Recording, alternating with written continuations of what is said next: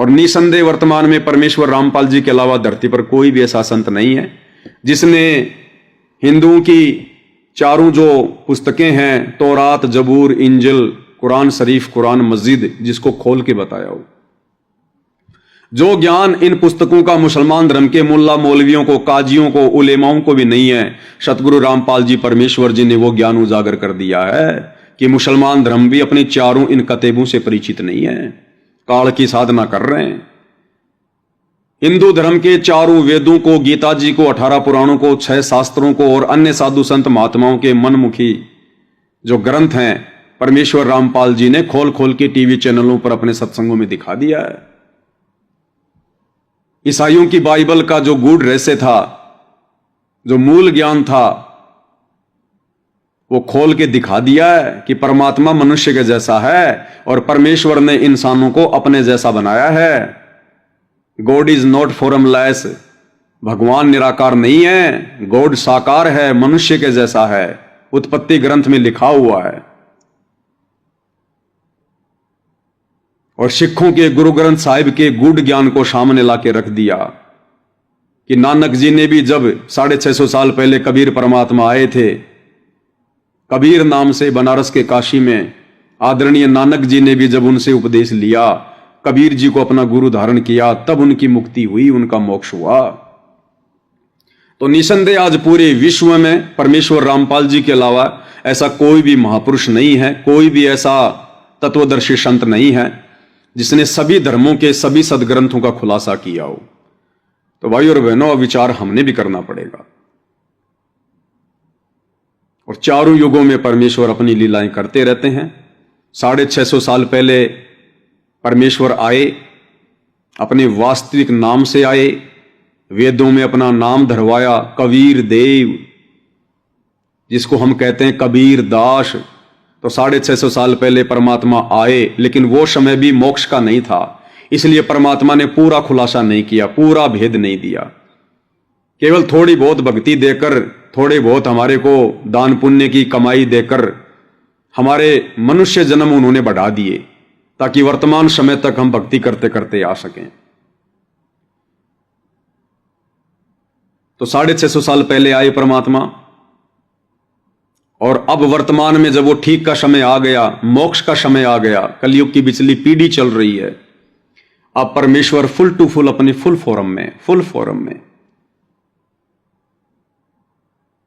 वो मूल ज्ञान, वो तत्व ज्ञान, वो सार ज्ञान जो परमेश्वर ने आज तक छुपा के रखा था, अब 8 सितंबर 1951 को गांव धनाना, जिला सोनीपत, हरियाणा की पवित्र भूमि पर प्रकट होकर 1951 से एक आम व्यक्ति की भूमिका करते हुए फिर 17 फरवरी 1988 को अपनी ही वाणी के अनुसार कि 12वें पंथ हम ही चलावें, सब पंथों को मिलाकर एक पंथ चलावें, आदरणीय गरीबदास जी के 12वें पंथ में उन्होंने एंट्री की।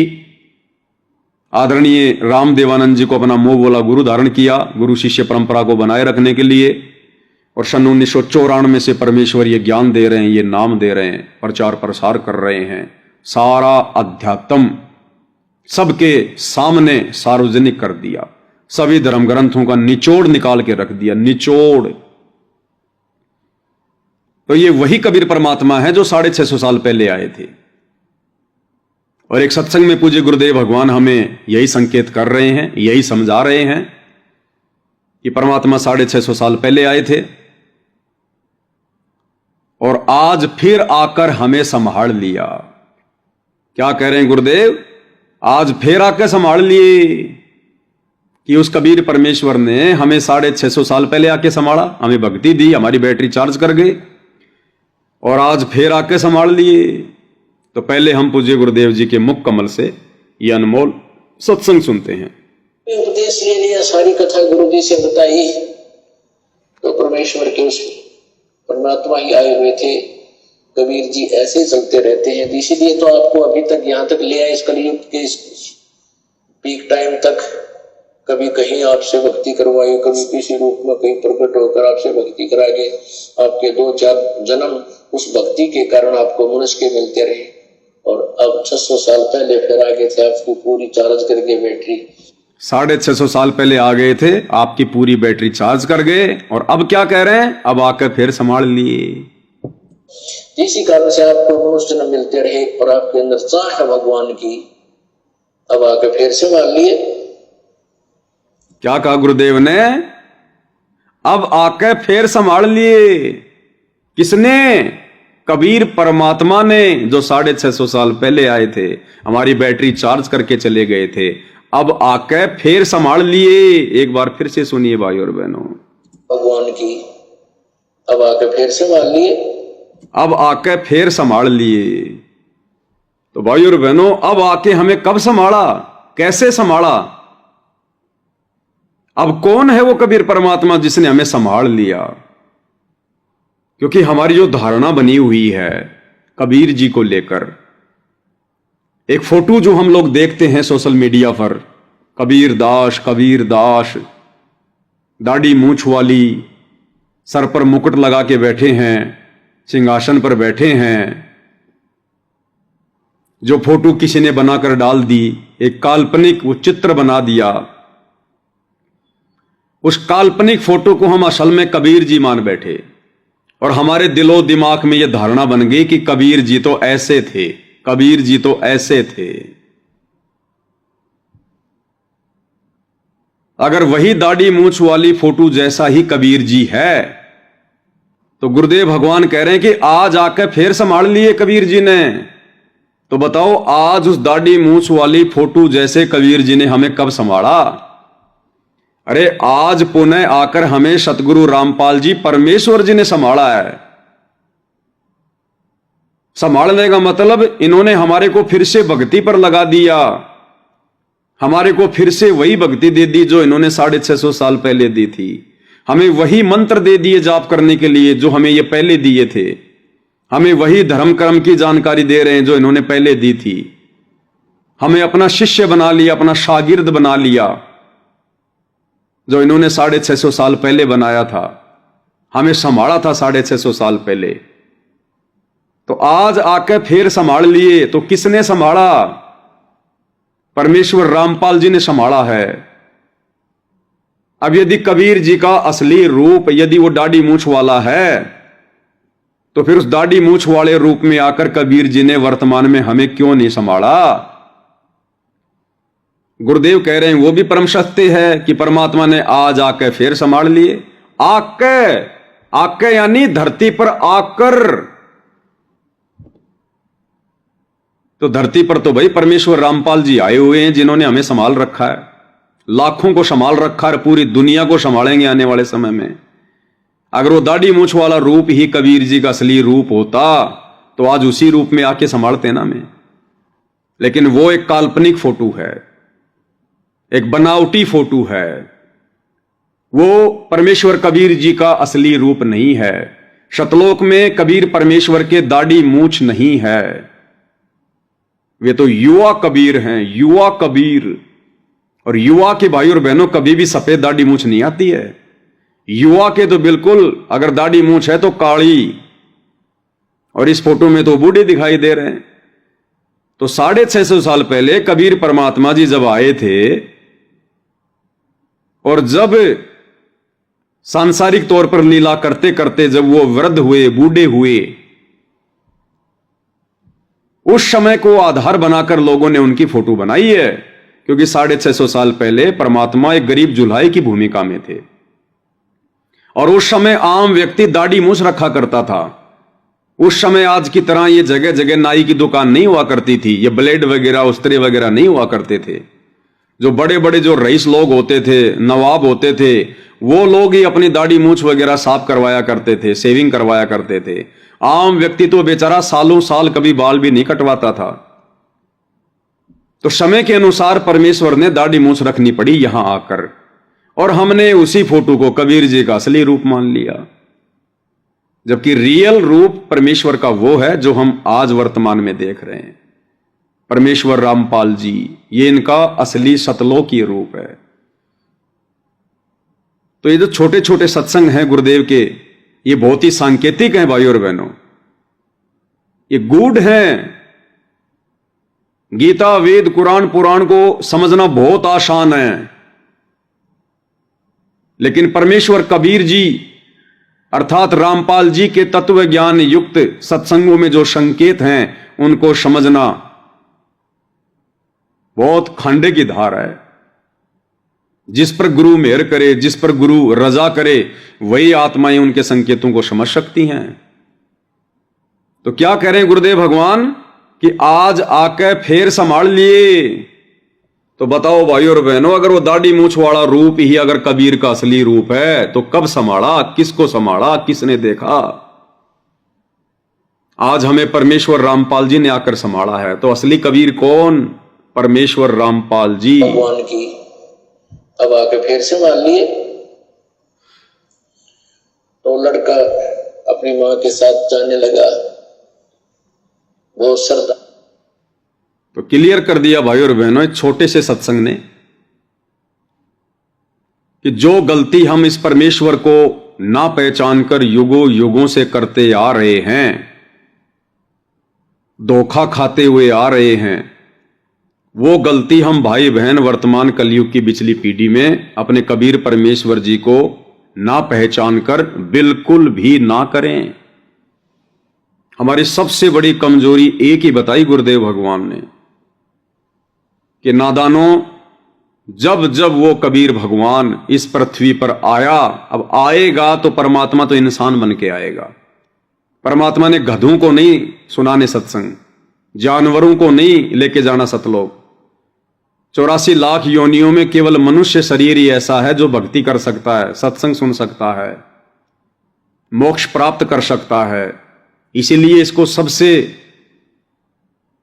दुर्लभ जन्म बताया है। मानव जन्म दुर्लभ है, ये मिले न बारंबार, जैसे पेड़ से पत्ता टूट गिरे बहुर न लगता बार। ये मनुष्य जन्म बारंबार नहीं मिलता है, बहुत अनमोल। 84 लाख योनियां भोगने के बाद एक मनुष्य जन्म मिलता है। इसी मनुष्य जन्म से हम भक्ति कर सकते हैं। तो आज यदि हमने फिर से वही गलती दोहराई जो गलती हम युगों युगों से दोहराते आ रहे हैं, जब जब ये कबीर परमेश्वर सतगुरु रामपाल जी संत बनकर आए, साधु बनकर आए, तत्वदर्शी संत बनकर आए, हमने इनको परमेश्वर के रूप में नहीं जाना, नहीं पहचाना। इन्होंने हमें सौ सौ लाभ दिए, सौ सौ सुख दिए, मुर्दों को जिंदा किया, बांझ को पुत्र दिए, निर्धन को माया दी, कोडी को काया दी, लेकिन फिर भी हम इनको केवल एक गुरु मानते रहे, संत मानते रहे, साधु मानते रहे, क्योंकि हम अशिक्षित थे, अनपढ़ थे, शास्त्रों से अपरिचित थे, और हम इनके शरण में आकर भी मोक्ष से दूर रहे।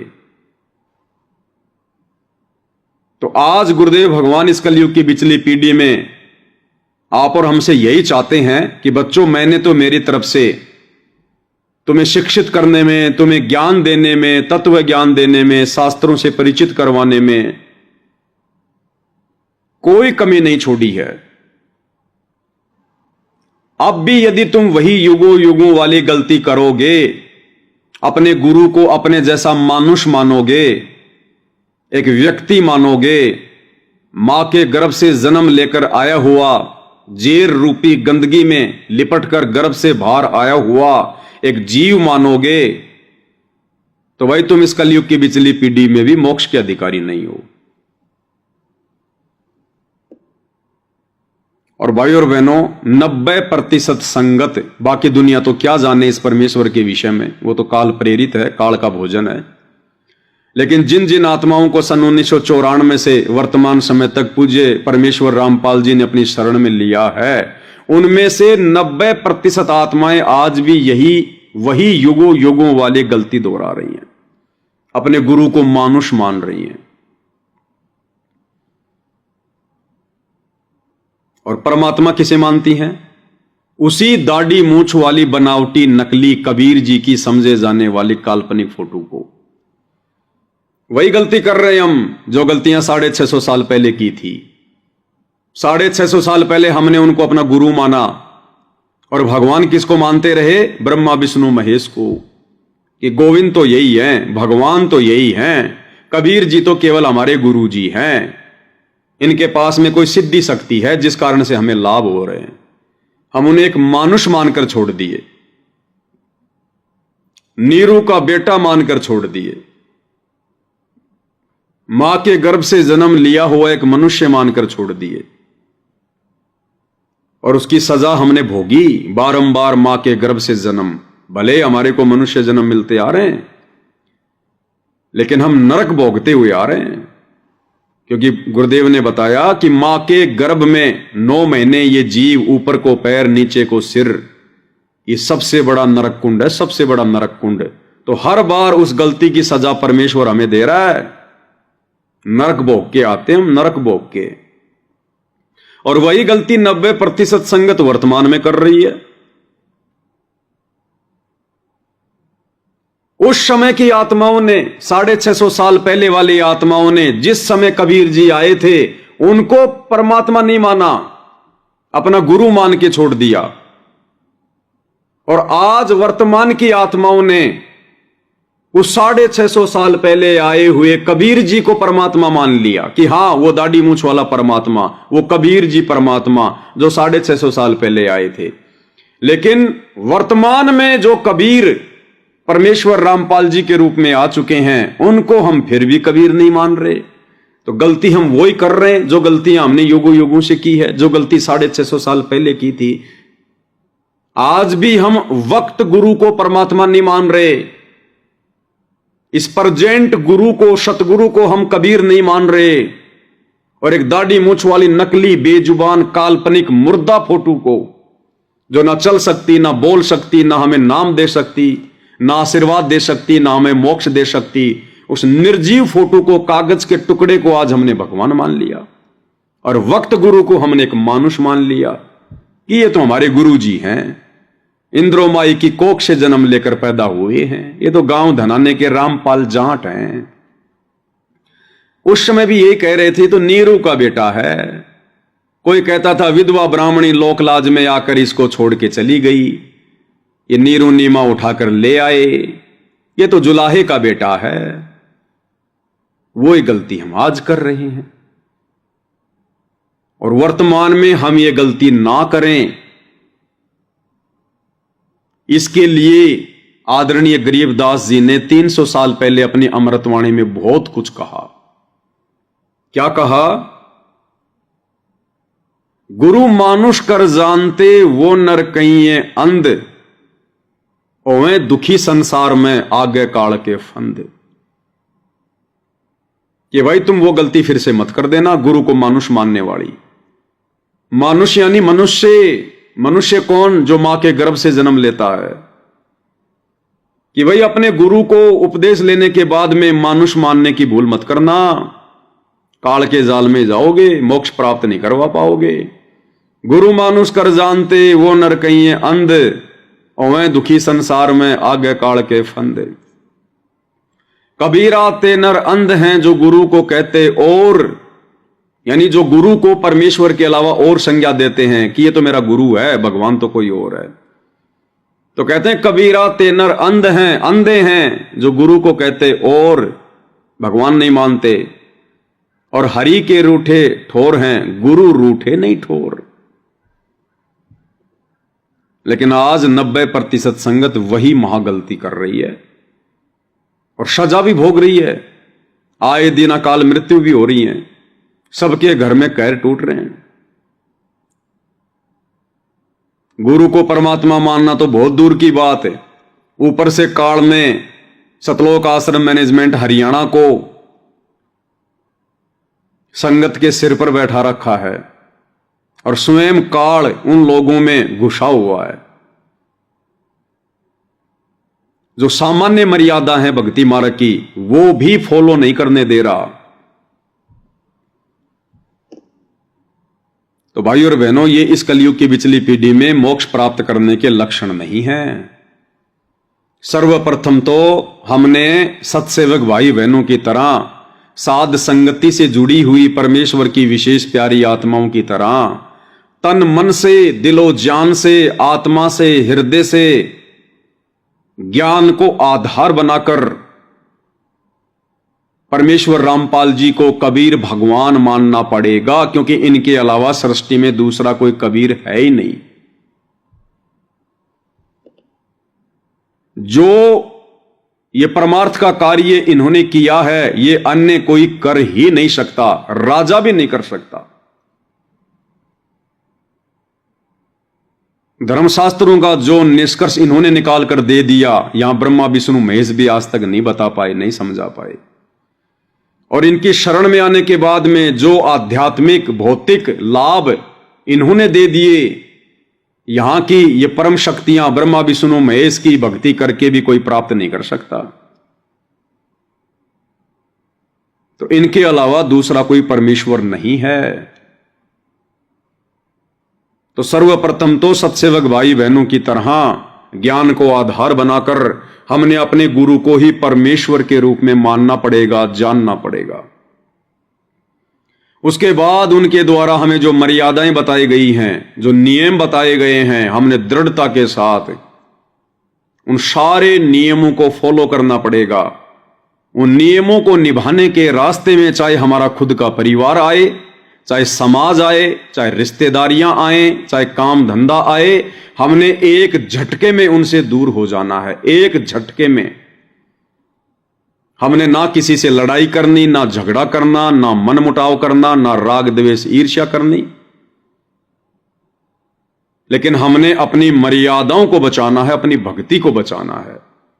भाई घर छूटो, चाहे जग रूठो, चाहे रूठो ये संसारा हो, अरे फिर कौन सुनेगा इस काललोक में जय गुरु रूठ गया मारा हो। आज यदि हमने गुरु को परमात्मा नहीं माना, मर्यादाओं में नहीं रहे, देखा देखी में चलते रहे, मोक्ष तो होगा नहीं। और फिर हमारे को क्या होगा? इस भक्ति के कारण हमारे को बहुत सारे मनुष्य जन्म मिलेंगे। उन मनुष्य जन्मों में हमारे ऊपर संस्कार व आपदाएं आएंगी।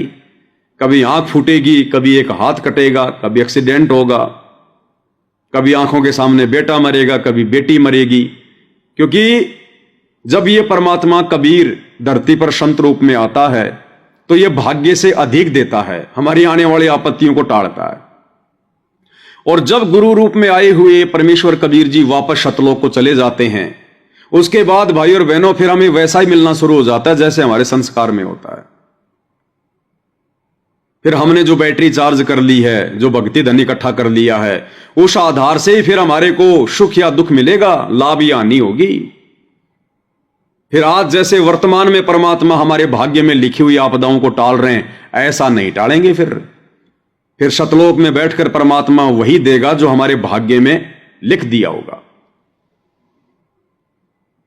तो आज वर्तमान में ये भक्ति करके, ये दान पुण्य करके, इतना संघर्ष करके, और यदि गुरु को मानुष मानने के चलते, मर्यादाएं ठीक से ना निभाने के चलते यदि हम मोक्ष से वंचित रह गए तो हमें बारंबार मनुष्य जन्म मिलेंगे।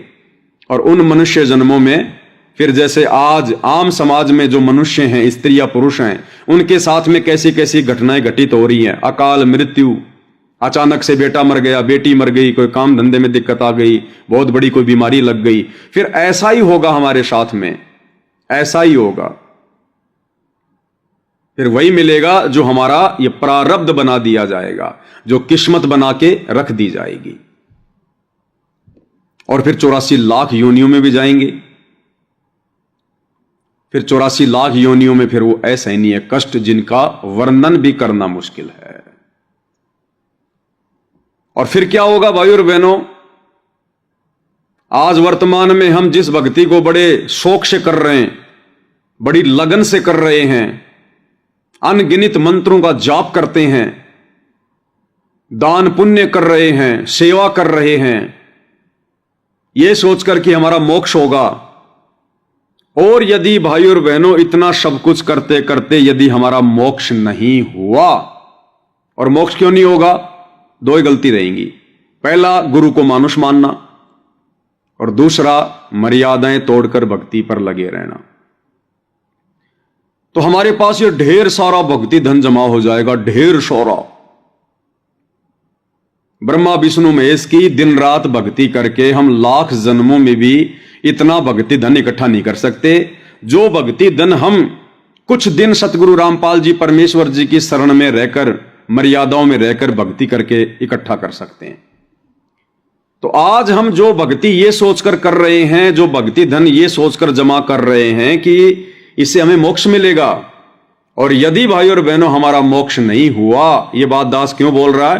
ताकि हमारे अंदर भय उत्पन्न हो, डर, क्योंकि भय बिना भक्ति नहीं होती, और बिल्कुल हकीकत है ये बात है। तो यही भक्ति धन, आज ये ज्योति के पैसे की कमाई, पाठ के पैसे की कमाई, दान के पैसे की कमाई, 10वें अंश के पैसे की कमाई, शतनाम की कमाई, प्रथम नाम की कमाई, सार नाम की कमाई, सेवा की कमाई, ये जो ढेर सारा भक्ति धन हमारा जमा हो जाएगा, ये भाई और बहनों, फिर यही भक्ति धन यदि हमारा मोक्ष नहीं हुआ तो हमारे लिए सबसे बड़ा दुख का कारण बनेगा। सबसे बड़े दुख का कारण यही भक्ति धन बनेगा फिर हमारा। और यही भक्ति वर्तमान की एक बहुत लंबे समय के लिए, करोड़ों युगों के लिए हमें फिर से परमात्मा से दूर कर देगी। क्योंकि परमात्मा ने इस कलयुग में ही मोक्ष का समय क्यों निश्चित किया? क्योंकि इस समय हम हर प्रकार से खाली हो जाते हैं, भक्ति से हर प्रकार से खाली हो जाते हैं। हमारे जितने भी जो पुण्य होते हैं वो हम 3 युगों में खा लेते हैं, खर्च कर लेते हैं, सतयुग में, त्रेता में, द्वापर में, और जब ये कलयुग आता है, चौथा युग, उस समय हमारे पुण्य नष्ट हो जाते हैं, फिर हमारे पाप कर्म शेष रहते हैं, और पाप कर्मों से फिर हमारे ऊपर आपत्तियां आती हैं, दुख आते हैं, संकट आते हैं, परेशानी आती हैं। फिर ये आत्मा भगवान की तरफ दौड़ती है, सुखों में नहीं दौड़ती। इसलिए परमात्मा इस चौथे युग को सिलेक्ट करते हैं कि इस समय फिर इनकी मजबूरी बन जाएगी भक्ति करना, इनके सामने और कोई ऑप्शन नहीं बचेगा फिर, क्योंकि नकली साधना से लाभ मिलेगा नहीं। इनके पाप कर्म होंगे, पाप कर्मों से शरीर में आपत्ति आएगी, हॉस्पिटलों में जाएंगे, वहां भी डॉक्टर हाथ खड़ा कर लेंगे, क्योंकि डॉक्टर के इलाज से भी अगर किसी को राहत मिलती है तो उस जीव के भक्ति संस्कारों से मिलती है, उसके पुण्यों से मिलती है। अन्यथा एक ही रोग 2 आदमी स्वस्थ हो रहे हैं, 4 आदमी मृत्यु प्राप्त कर रहे हैं। क्यों भाई? डॉक्टर ने तो चारों को ठीक करना था, वो तो चारों को समान रूप से दवा दे रहा था, इलाज कर रहा था। फिर 4 क्यों मर गए, 2 क्यों बच गए? क्योंकि 2 बच गए, उनके पास पूर्व जन्मों का भक्ति धन अभी जमा है, उस भक्ति धन से उनकी रक्षा हुई है। वो डॉक्टर का इलाज तो केवल एक बहाना है। तो परमेश्वर को पता था कि इस कलयुग में बिल्कुल खाली हो जाएंगे ये, तब इनको भगवान की जरूरत पड़ेगी, रो रो के आएंगे, नाक रगड़ रगड़ के आएंगे ये। तो वर्तमान में यदि मोक्ष हुआ नहीं और ये ढेर सारा भक्ति धन हमने जमा कर लिया, तो ये हमारे लिए सबसे बड़ा फिर बाधा बन जाएगा, क्योंकि फिर परमात्मा ने हमें इसका प्रतिफल देना पड़ेगा। जो कमाई हमने कर ली वो हमने खर्च भी करनी पड़ेगी। फिर क्या करेंगे हम? इस काल की बेगार करेंगे, इस काल की नौकरी करेंगे, काल के किस ब्रह्मांड को फिर हम चलाएंगे? देवी देवता बनकर इसकी नौकरी करेंगे, गुलामी करेंगे, ब्रह्मा विष्णु महेश की वो पदवियां प्राप्त करेंगे, हम अपने कर्म फोड़ेंगे। ब्रह्मा जी बनकर पूरी दुनिया को हम रजोगुण के कुएं में डालेंगे, अपने कर्म फोड़ेंगे भयंकर। विष्णु जी बनकर दुनिया को शतोगुण की आग में झोंकेंगे, मोह ममता में फंसा के रखेंगे। हमारे कारण पूरी दुनिया मोह ममता में फंसी रहेगी। हम तो बन के बैठ गए विष्णु जी, ब्रह्मा जी और शंकर जी, और नीचे परमात्मा जैसे वर्तमान में आत्माओं को समझा रहे हैं, लेकिन तीनों गुणों के प्रभाव से नहीं समझ पा रहे। तो आज दोषी कौन बन रहे हैं? वो ब्रह्मा विष्णु महेश दोषी बन रहे हैं। वो आत्माएं जो कभी इसी प्रकार कलयुग की पिछली पीढ़ी में आप और हमारी तरह भगत थे, आज वो संसार को फंसाने के लिए निमित्त बने हुए हैं। आज भगवान हमें समझाना चाहते हैं, लेकिन आज उन्हीं आत्माओं के तीनों गुणों के प्रभाव से, ब्रह्मा जी के रजोगुण, विष्णु जी के शतोगुण, शंकर जी के तमोगुण के प्रभाव से, आज देखो हम किस प्रकार से इस भक्ति को स्वीकार नहीं करते, भगवान को नहीं पहचानते। फिर ऐसे काल हमारे कर्म फोड़ेगा भगवान के विरुद्ध खड़ा करके, तो फिर हम ब्रह्मा विष्णु महेश बनेंगे, फिर भी हमारी कमाई बहुत ज्यादा, बहुत जबरदस्त। फिर कभी हमारे को ये ब्रह्मलोक में भेजिएगा, वहां पर ज्यादा हमारी भक्ति कमाई नष्ट होती, वहां ज्यादा बकवाद होंगी। फिर देवी देवता बना देगा, फिर गोरखनाथ जैसा बना देगा, डले ढोए जाओ, तपस्या करते रहो, काल की बेगार करते रहो। फिर पृथ्वी पर पटकेगा, राजा महाराजा बनाएगा, चक्रवर्ती राजा बनाएगा, कभी सरपंच बनाएगा, कभी एमएलए बनाएगा, कभी प्रधानमंत्री बनाएगा। और ना जाने कितनी बार हम ऐसे चक्कर काट काट के जाएंगे, चक्कर काट काट के जाएंगे, कितनी बार मनुष्य जन्म प्राप्त करेंगे, फिर उल्टी साधना करके फिर वापस देव देवता बनेंगे। और करोड़ों युगों के बाद जब कभी हमारा इस वर्तमान कलयुग की बिचली पीढ़ी में शत भक्ति करके, दान पुण्य करके जो हमने भक्ति धन इकट्ठा कर लिया, जब हमारा ये भक्ति धन नष्ट होगा, तब ये परमात्मा हमें फिर कलयुग की बिचली पीढ़ी में पटकेगा और फिर हम लोगों की यही स्थिति होगी जो आज है। और फिर ब्रह्मा विष्णु महेश के तीनों गुणों के प्रभाव से फिर हम ऐसे बकवाद करेंगे। तो आज वर्तमान में गुरुदेव भगवान ने हमारी जो बुद्धि खोल दी है हल्की फुल्की, हमें ये बातें समझ में आ रही हैं, क्योंकि गुरुदेव ने समझाई और हमारे समझ में आई, तभी तो हम आगे एक दूसरे के साथ शेयर कर रहे हैं। इतनी बातें तो ब्रह्मा विष्णु महेश को भी नहीं पता है भाई और बहनों, वो भी नहीं बता सकते अपने प्रवचनों में। जबकि 88,000 ऋषि श्री ब्रह्मा जी को वेदों का प्रकांड ज्ञाता मानकर उनके दरबार में बैठकर उनसे वो कथाएं सुनते हैं और उनकी वाहवाही करते हैं, वाह ब्रह्मा जी क्या ज्ञान दिया।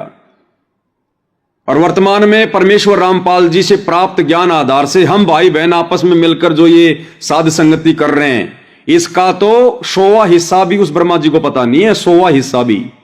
और फिर भी वो वाहवाही का वो पात्र बना हुआ है, ये काल ऐसे फंसा के रखता है। तो आज ये थोड़ी बहुत बातें जो हमें समझ में आ गई है भाई और बहनों, इसलिए अब हमने विचार करना चाहिए कि इस प्रकार कलयुग की बिचली पीढ़ी में आके ढेर सारा भक्ति धन जमा करके आप और हम भगत भाई बहन करोड़ों बार धोखा खा चुके हैं, करोड़ों बार। हमारी ऐसे ही दुर्गति होती आ रही, ऐसे दुर्गति होती आ रही हमारी। इसलिए गुरुजी कहते हैं, समझा है तो सिर धर पांव, बहुर नहीं रहे सादाव। कि भाई आत्मा, अगर तेरी ये बात समझ में आ गई है कि तेरी ऐसी ऐसी दुर्गति अनेकों बार ये काल कर चुका है, अनेकों बार तू कलयुग की बिचली पीढ़ी में सतगुरु से सत भक्ति लेकर अपनी बैटरी चार्ज करके काल के हत्थे चढ़ चुका है, तो अगर ये बातें हमें समझ में आ रही हैं तो भाई और बहनों फिर अब हमने सिर धड़की बाजी लगानी पड़ेगी। और सिर धड़की बाजी लगेगी जब सतगुरु का ज्ञान समझ में आएगा।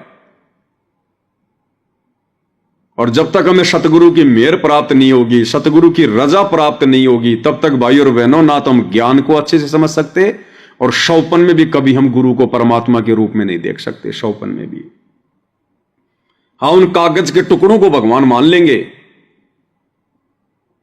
उन मुर्दा फोटोओं को भगवान मान लेंगे, लेकिन जिंदा को भगवान नहीं मानेंगे जब तक हमारी बुद्धि नहीं खोलेगा परमेश्वर, जब तक हमारा ज्ञान योग नहीं खोलेगा। और ये ज्ञान योग भाई और बहनों हर आत्मा का नहीं खोलता परमात्मा। देख लो इन सतलोक आश्रमों से जुड़ी हुई 90% आत्माएं, गुरुदेव के कलयुगी बेटा बेटी भाई बंधु रिश्तेदार, ये कोऑर्डिनेटर, इनके आचरण देख लो, इनके कुक्रम देख लो, इनका ज्ञान आधार देख लो, इनकी रहनी करनी देख लो। जगत से भी गई गुजरी, जगत से भी गई गुजरी। और आप और हम चंद आत्माएं जिनके ऊपर परमेश्वर ने कैसी मेहर बख्शी है। हमें परमेश्वर ने हंस बना दिया, हंस। हम लोग मरना स्वीकार करेंगे लेकिन मछली, घोंगा, मेंढक अर्थात बुराइयां खाना स्वीकार नहीं करेंगे। अब हम इस परमेश्वर को त्यागना स्वीकार नहीं करेंगे, भले हमारा शरीर क्यों ना त्यागना पड़ जाए। हम ये मर्यादा तोड़ना स्वीकार नहीं करेंगे, भले हम खुद क्यों ना टूट जाएं। हम इस परमेश्वर से अपना हाथ छुटाना स्वीकार नहीं करेंगे, भले हमारा परिवार समाज क्यों ना छूट जाए। तो ऐसी रजा आत्माओं पर परमेश्वर रामपाल जी की भाई और बहनों अनंत युगों उपरांत होती है, अनंत युगों उपरांत। ये बुद्धि नहीं खुलती भाई और बहनों, नहीं खुलती। इसलिए दास ने शुरू में कहा था कि जो कल की सेना है, वो कल की सेना वास्तव में परमेश्वर रामपाल जी के साध संगति से जुड़े हुए उनके सत्सेवक बच्चे हैं, जो आज इस पूरे खेल को समझ चुके हैं और समझे हैं तभी तो मर्यादाओं पर अडिग हैं। आत्म कल्याण के मामले में ना हम अपने पति की सुनते, ना अपनी पत्नी की सुनते, ना मां बाप की, ना सास ससुर की, ना समाज की, ना रिश्तेदारों की।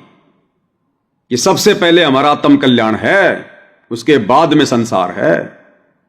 और संसार में हम केवल उतना ही व्यवहार रखेंगे जितना व्यवहार रखने से हमारी भक्ति पर, हमारी मर्यादाओं पर कोई आंच ना आ जाए।